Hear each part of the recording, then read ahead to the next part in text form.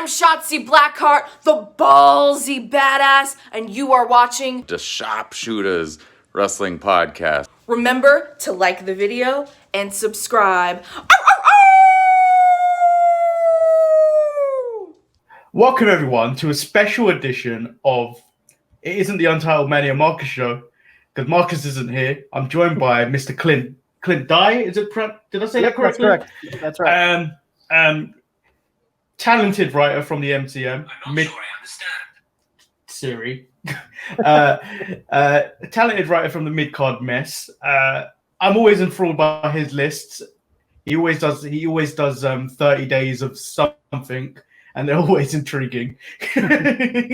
And I saw his list. His list of entrance themes was definitely something that I wanted to go over with him once again and see where he ranked them, because it was an interesting list, interesting bits and pieces of entrance music, which I always enjoy. Entrance music is one of my favorite things. And I've got some bits and pieces that that he didn't include, but obviously if there was more days in the month, I'm guessing they would have been included. Yeah. So, Clint, tell our audience a little bit more about yourself. Been a lifelong wrestling fan since I was probably 5 or 6 years old. Been a part of the MCM for, well, I think I joined a month after it got started, I think is when I joined the MCM. So I've been around for a long time in that group. My son Emmett, as everyone in the group knows, is big into wrestling now, and he goes with me when I do photography at wrestling shows. And I started writing for a wrestling website a little over a year ago too. So a lot of wrestling stuff, always been a big fan of it. And like you said, when it comes to wrestling themes, that's a big part of the wrestling. If you have a good theme, it's gonna grab everyone's attention before you even enter the ring, and just sets it up for you to display your talents and everything like that. So I figured, why not do a countdown of some of my favorites, and everybody seemed to enjoy it.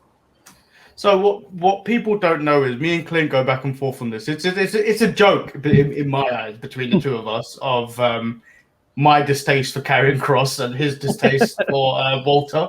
Both have incredible entrance music. Yes. But it's a friendly banter. Mm-hmm. Yep. Even though I had to go to stats once. Yeah.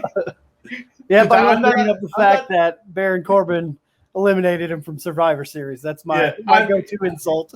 I am that type of person that the moment I get thrown into one of those positions, I will have to resort to stats. Yep. I got you. So you ready to get into this? Yeah, let's do it. So here we are, back in the tier maker.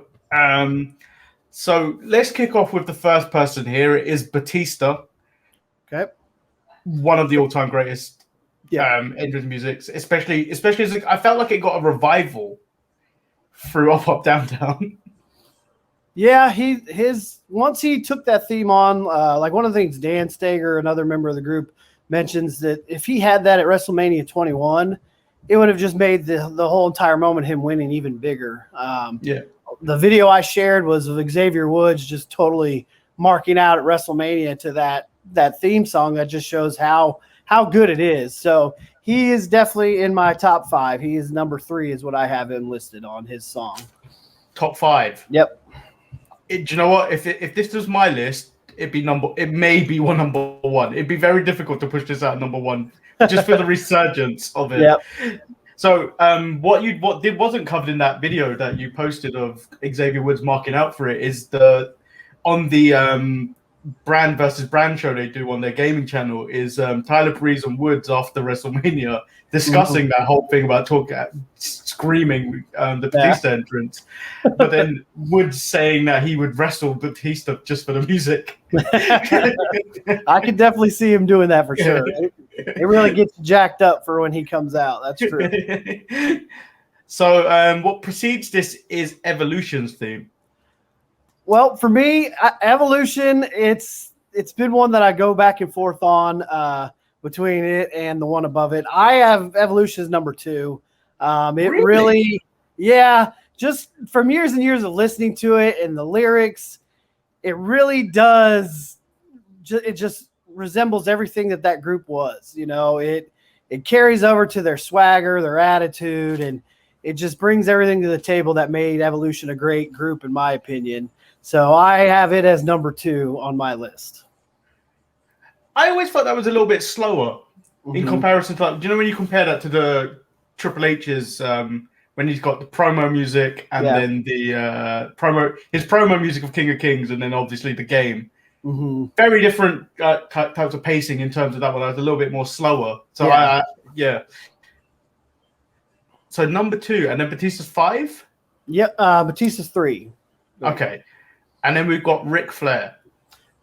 Ric Flair, I have number 11. Using the theme from 2001: Space Odyssey. It brings the grandeur of his entrance, and when he comes out in the robe, it just adds even more to it. And just over the years, him continuously using it, it just grows and grows with his stature. I just think it fits perfectly for the legend that Ric Flair was. I mean, it's not in my top 10, obviously, but it's still a really good theme for who it represented, in my opinion. Yeah. And then we've got Edge following Ric Flair. Edge is right in front of him at number 10, actually, in my list. Edge with that hard rock start, and then everyone knows it. Everyone marked out, I'm sure, when he came back at the Royal Rumble, even though some people knew it was coming. It's still one of those theme songs that when you hear it, you recognize who it is, and it brings everything for it. It brought emotion. That was the thing. You hadn't heard it for a very long time. It captured that emotion at the Royal Rumble. Yeah, it did. It really did. An interesting one here is you've got Rey Mysterio on here. Do you know what? I think I've grown tired of it. Well, if you remember though, it's not the who's that jumping out the sky or the booyaka booyaka. Mine was the WCW theme that he used. And in ranking it, I put it as number 30.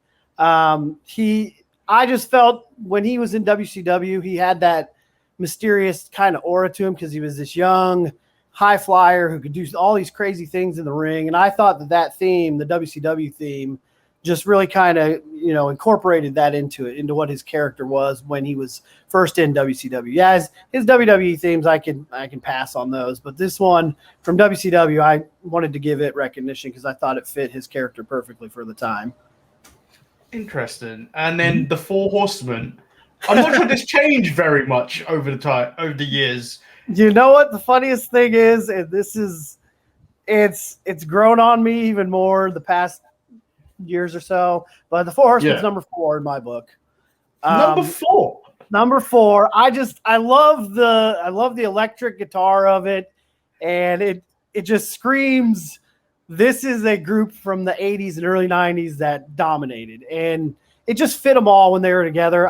The horses trotting at the beginning of the theme adds a lot to it, and it's the old school wrestling fan in me is why that ranks so high for me, is the Four Horsemen.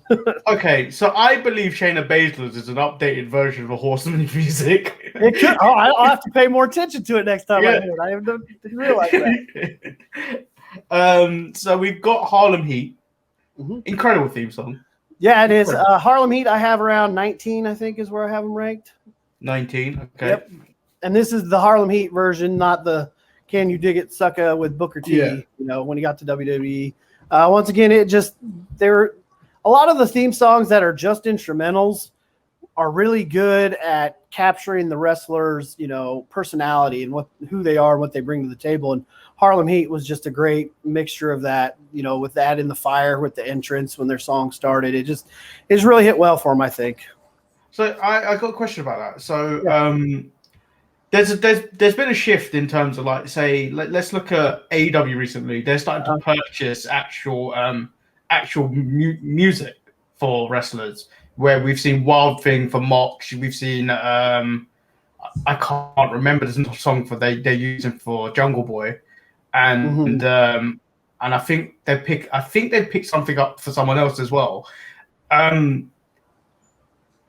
Because wrestling from my age was the instrumental kind of stuff. To the evolution where we got to lyrics and stuff like that. How do you feel about it's like you said, music? yeah, you don't see the instrumentals. I mean, I don't know. I just think the 80s and early 90s, especially WWE with the 80s and early 90s, their instrumentals were just, they felt, it might just because I grew up to it, but they feel iconic when you listen to them. You know, from anybody from the Hart Foundation, Bret Hart, which we'll get into at some point in time, to Mr. Perfect and all those guys, those instrumentals just felt like they were those guys' songs. And now a lot of it just kind of feels like basic rock, like, oh, this is WWE superstar creator rock song number one kind of thing like that. But those instrumentals in the 90s and late 80s they felt more individualized and unique to the person, in my opinion, at least. Yeah. So, as you've just mentioned, Mr. Perfect. Mr. Perfect, I have him at 18. He's my 18 on it. 18? I would have put that higher. Yeah, I thought about getting higher, but then I was looking at the list and I'm like, man, there's a lot of these that I really like that are just a little bit more than him, and his just summed him up perfectly. It's kind of there's a lot of confidence in his music, and obviously he had confidence oozing out of his pores with being Mr. Perfect. So yeah, it's top 20 for me for sure. I'm not sure about the next one, DX. DX just goes back to when I was watching the Attitude Era and being a 14-year-old kid.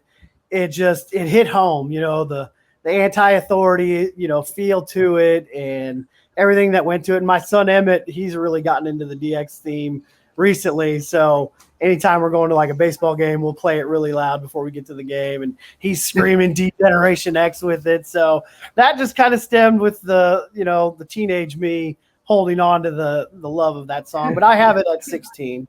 It's not the top 10 or anything like that. Yeah. So what I want you to do, I'm not in the spirit of crushing young people's dreams, but show your young son. I think it was SummerSlam 98 when they played Triple H to the ring, because that was awful. Oh, the live version? Yeah.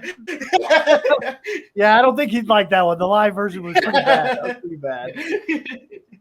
Now, this one is iconic of my childhood. It's Bret Hart. Everything about this intro music. Yeah, I have Bret Hart as number 7. Number 7. Yep.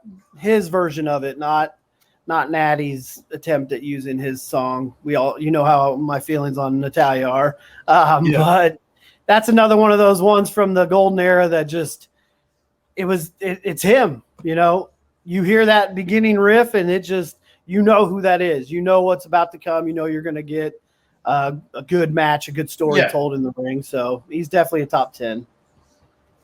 Because it made a real difference the moment they started incorporating that to the actual Royal Rumble entrances. Because it was a good while before they actually included those. And I think it was mid-90s when they started to actually finally do it.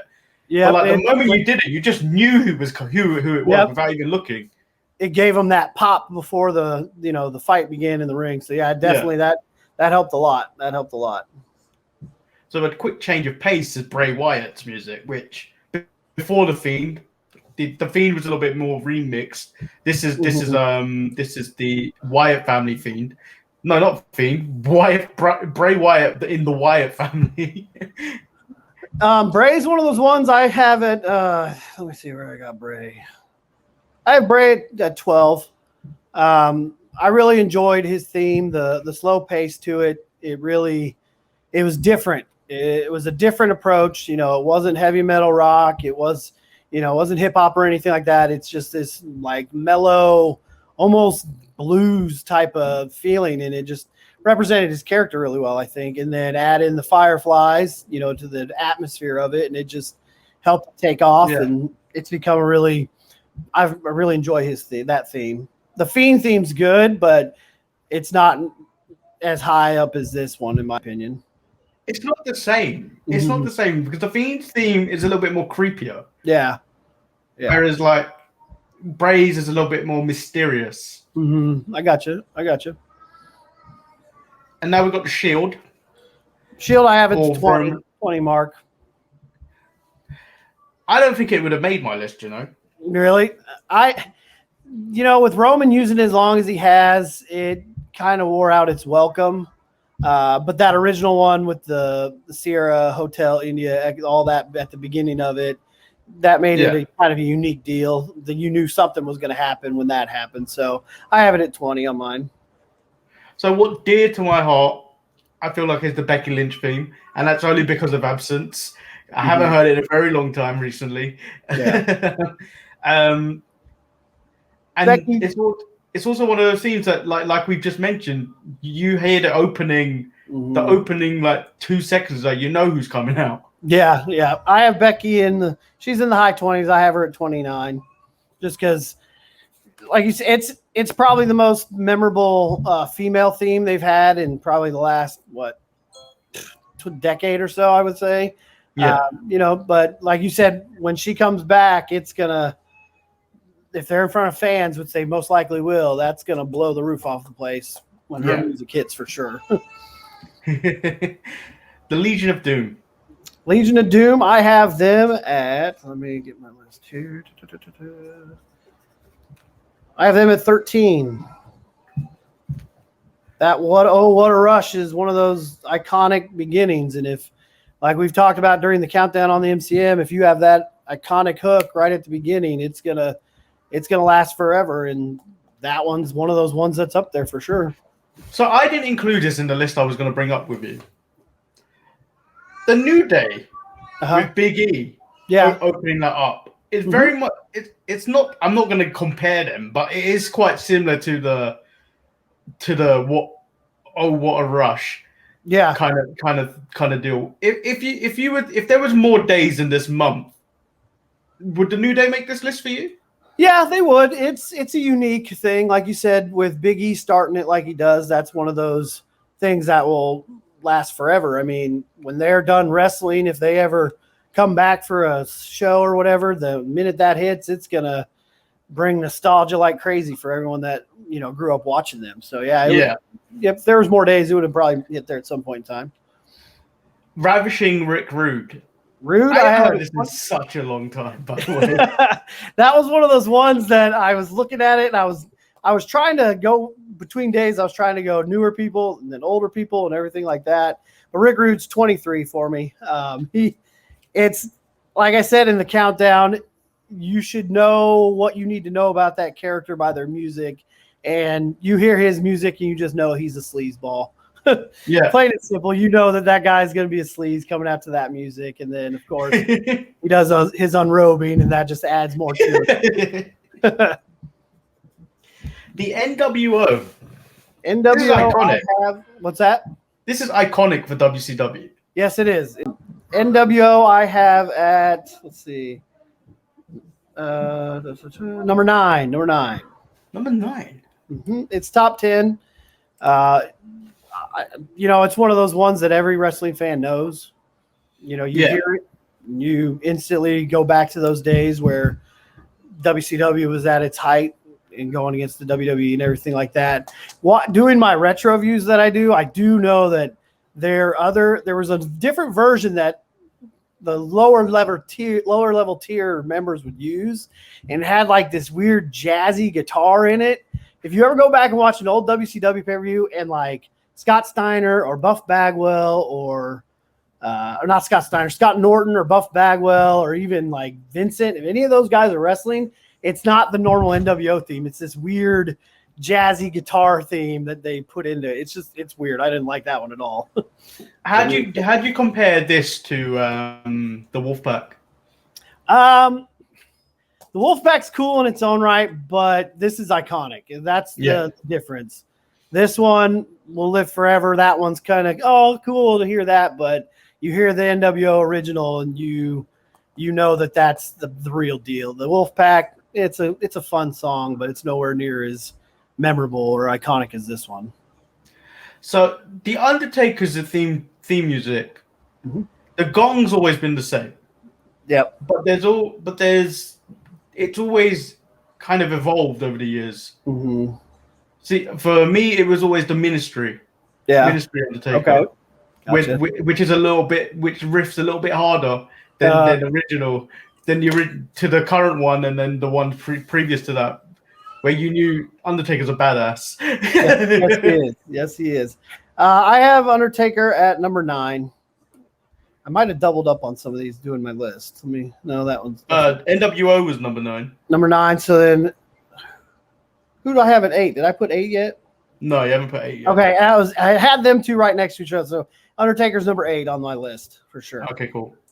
Like the gong, like you said, you hear that gong, you know what's happening. You don't even really need to describe it. No matter what he's coming out to, whether it's American Badass or some Johnny Cash song that he's using once, that gong, just the moment you hear that, it's game on for wrestling fans. It was always an atmosphere with Undertaker, though, regardless of what entrance music he was using. Mm-hmm. But especially when he was the dead man gimmick, like when he was actual Undertaker, the lights would go out and everything.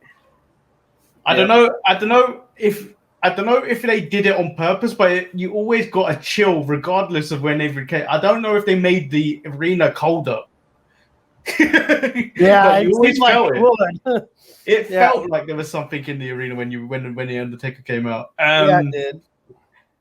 The New Age Outlaws. New Age Outlaws, I have them at 24. It's another one of those where the beginning really brings you into everything, and all wrestling fans know that spiel that Road Dogg would do, and then Billy Gunn would add his little 2 words for you part. But it's just one of those ones where the intro really delivers the goods for that one. Yeah.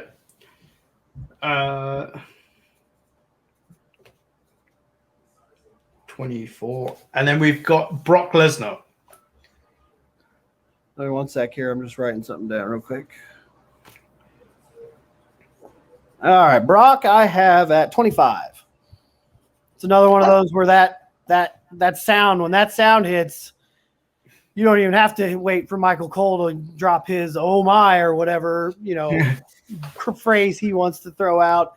When that sound, I don't even know what that sound is. Like, I don't even know how they created that sound, but it's definitely unique to Brock. And then just the drums just makes it sound like a badass is coming, and Yeah. what Brock is. It's 100% what Brock is. But then just another sound that, like, immediately, like, especially as you just don't hear it that often these days as well, as the Ultimate Warrior, and it's just like the moment that hits, it's almost like you want to start running, even though you don't even have don't even have the capability of doing it sometimes. Yeah. Ultimate Warrior, I have at 26. So similar to Brock, like you said, you hear his and makes you kind of want to get up and go. All that energy he brought to the ring. Usually his matches were only like 3 minutes, but when he hit that ring run into that music, it got everybody fired up for sure. I'm going to guess Steve Austin is number 1 for you.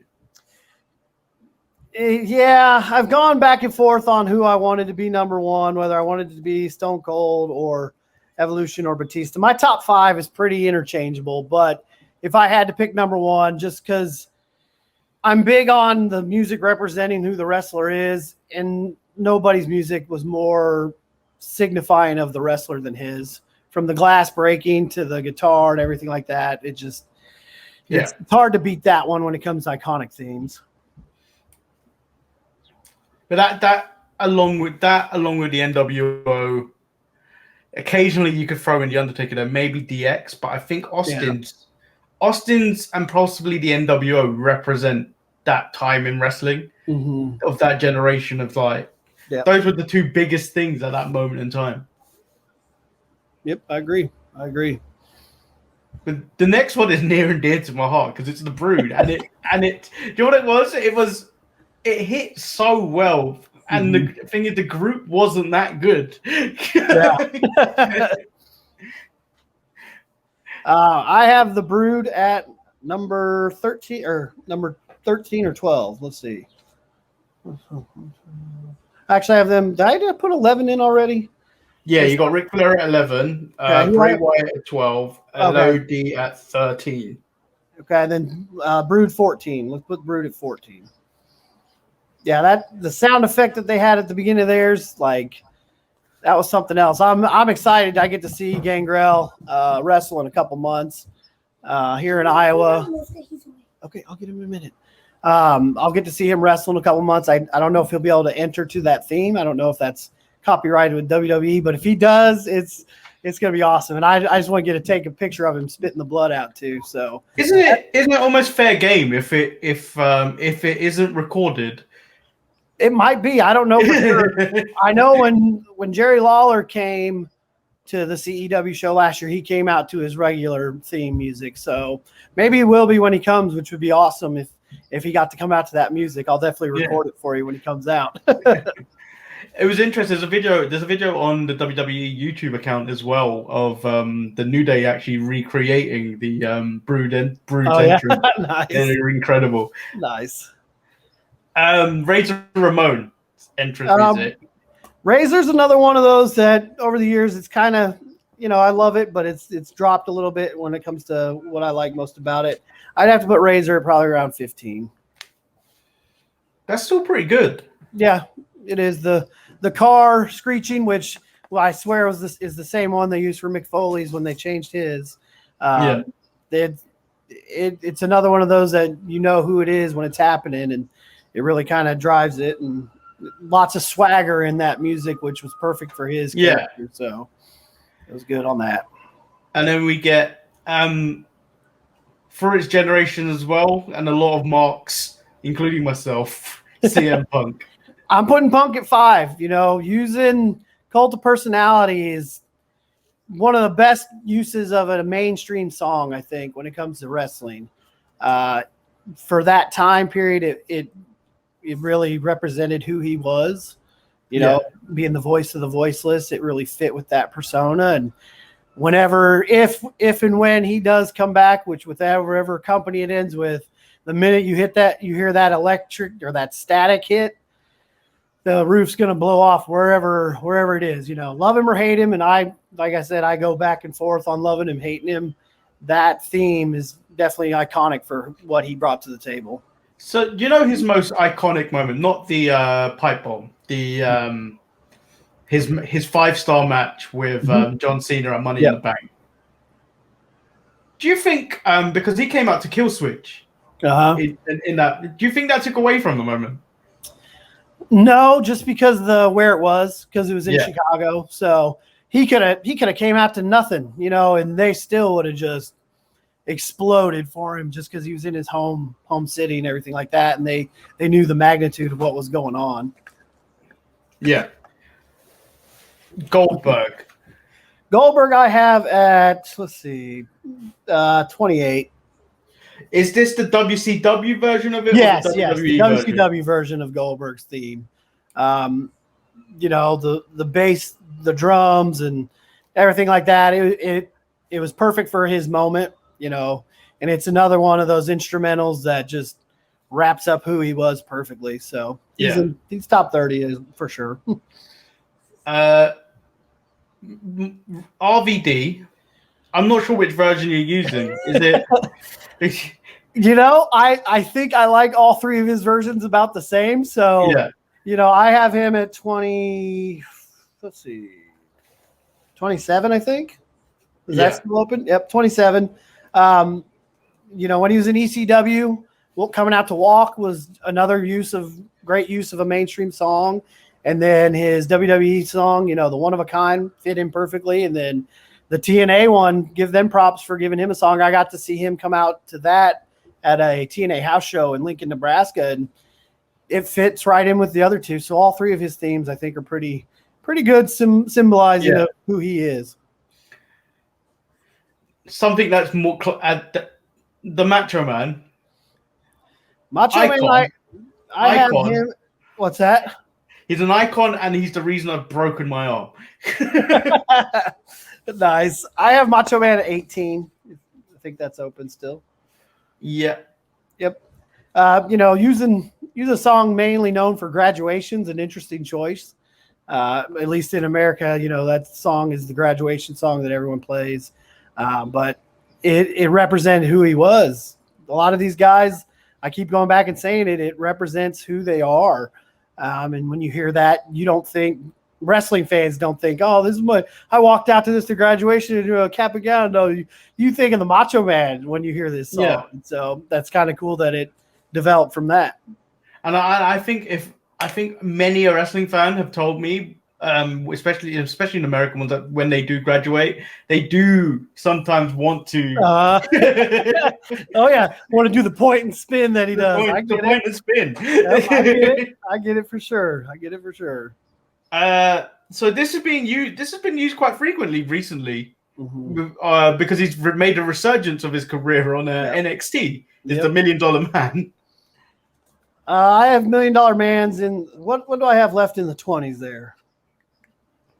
Here. What we got?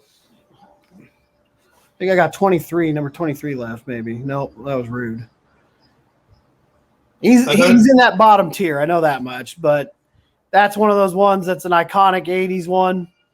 The laugh. Everyone knows the $1 Million Man's laugh. It's kind of become a caricature of himself with how he does it now, but when he was in his prime, that laugh and then talking about money, money, money all the time, who does that fit better than him? So I joke about this on our show, but like I definitely think like that. So another person who's all about the money is Vince McMahon. Vince is the final one in that 21 to 30 range. The No Chance in Hell, it started out as just something that was used one time, I think, on a pay-per-view is what Dan was saying when we did the countdown, but it fit in perfectly because he played the evil boss perfect. And when you ask your boss for something, he says you got no chance in hell, then that just makes you want to hate him even more. Yeah. And so it resembled Mr. McMahon perfectly. And then finally we've got the game Triple H. I'm assuming you're using the game. Yeah, and when it comes to the Triple H ones, I'm kind of the same as RVD. I like all his themes pretty equal. Wait, are we still including the clean cut Greenwich? No, not that one. Not the Hunter Hearst Helmsley one. We're going Triple H on this. When he did My Time, he was still looking to take that top spot, and that song really represented that. And then, of course, when he was the game, he was at the top and ruling over wherever he was at. And then, of course, King of Kings, he's getting older. That's, I'm older, but I'm still able to kick ass as much as I could. So he's in that final top 10 spot. I think that's number 7, I think. Or is that 9? 7. I think it's 7. Yeah, 7. So, yeah, Triple H is definitely just combine his – I can't pick one over the other because I've enjoyed all 3 of his themes, and I think they've all represented where he was at in his career perfectly. Okay, so I do have a couple that I thought may make your list. Any of the Randy Orton's one? Yeah, and that after I did it, my son and I, we were going somewhere, and they always want to listen to wrestling themes, and that was one. The Voices one. They sing that like it's a normal song you hear on the radio. My kids love that song, and after doing the countdown, I was like, man, if I had a few more days, I would have included that for sure. Weirdly, so I listened to "Burn in My Light" earlier today for stuff that I was looking to bring up to you when he started to just make his run with Evolution, and when he was breaking away. That was the whole that became the whole of the because it was the arrogance that added to that, and like I felt that was something like the early 2004 or something around that time. Yeah, that I thought, you know what, that probably is the better Randy song. Yeah, now he had some good ones, that's for sure. I'm surprised Shawn Michaels' theme didn't make this list. It's iconic, but it's so damn cheesy. You've got Ravishing Rick Rude on this list. That's true. I guess I really can't use that as the argument. I don't know. It's iconic, and I give it that. It's just not one that I'm gonna listen to if I'm working out or something, or taking a long drive with the kids. I'm not gonna search that one out and play it. I guess the Rick Rude one wouldn't be either, but they're very comparable. You got me on that one, that's for sure. Nakamura's, before they added the Japanese lyrics on top because they didn't want people singing his theme song because they were trying to make him heel. The one he's using now as well, I think is iconic, but it's too recent. I think that's probably why I didn't make your list. Yep, I agree. It's one of those ones that it has that feel to it that you're going to remember it for a long time. It's just it has to grow on you more as time goes on, which it's an awesome theme. Like the fact that fans are singing it and they had to change it just because of that shows how iconic of a theme it is and it's going to be in the future. There was a few to this, but Eddie Guerrero's. Which one? So for me, my favorite one is where it starts off where it sounds like a ringtone. Okay. And then it goes into I lie, cheat, steal. Yeah. Yep. And that's another one that there's, when that phrase just continuously going through the song makes it iconic to who it belonged to. So yeah, that's another good one. That's a good one. You mentioned Mick Foley already with the car. Yeah.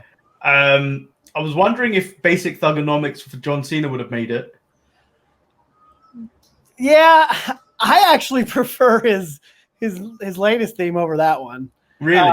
Yeah, the whole spinaroo thing and everything just it grows on you over time. You're kind of like, oh, this is cheesy, but it just grows on you. And the Basic Thugonomics isn't bad. It's just too, I don't know, it's too slow for who his character at the time. It fit perfect, but if I had to choose, I would choose his most current theme. So I've got two more on this list. Surfer Sting, and then WCW Sting of the white paint and the crow Sting, basically. Yeah. Because I think Crow Sting WCW theme was better than what they had in WWE. Oh yeah, I agree. And what he has in AEW at the moment. Mm-hmm. No, that the Crow Sting one, that's another favorite of mine too. Especially whenever from the Clash of the Champions, when the little boy does the promo over the speakers and you get the songs building up to it. That was the best use of his song at that time. But I definitely agree. His WWE one, it wasn't anything memorable. And I honestly haven't heard his AEW one. So, and then I don't know how you left this off the list, to be honest. The coolest wrestling music ever. Bad Street USA, the Fabulous Freebird. How? Bad Street USA. That's another one of those old school ones that it fit for who it was. It's not one that I think of very often. What? I think about this daily. I'm not even from the USA. That's good stuff. So that is Clint's list. Let us know what your list is. And I'm probably going to have Clint back in a few weeks to go over his current list he's producing, which is the Days of the King of the Ring. King of the Ring, yep, King of the Ring countdown. So. Which is another interesting list because I completely forgot about some people that won. Yeah, when I was researching it, I'm like, wow. There's been that many winners of the King of the Ring. That's crazy. So it's been interesting to do the research on that one too. It's not even that because you had Don Morocco today. Mm-hmm. But like it was the Ken Shamrock completely forgot that happened. Yeah. Billy Gunn also forgot that happened. Yep. And then a lot of people don't even know that Don Morocco was the first King of the Ring. Yeah, I think it's because it wasn't televised, was it? Right? Like I didn't realize that until I started doing the research. I'm like, wow, Don Morocco. Number one, that's crazy. Yeah. So so basically we're gonna have Clint on a lot more just to go through these tier lists because it's interesting to see what he's thinking because normally when it comes through text it doesn't come across and it's easier to hear the word from the man himself. Yeah. And then obviously if you disagree, let us know in the comments. Mm-hmm. I'm sure we probably won't listen to them, but while we've got you, Clint, have you got anything that you need to plug? Not really. I got some big shows that are coming up that I'll be doing some photography for in the next couple of weeks. And then I think next week I have one next Saturday. Then I got another one after that. And then I got a 4th of July one. But I got two big ones coming up. One in July. It's the Impact Pro Wrestling Hall of Fame show where they do it's a whole weekend.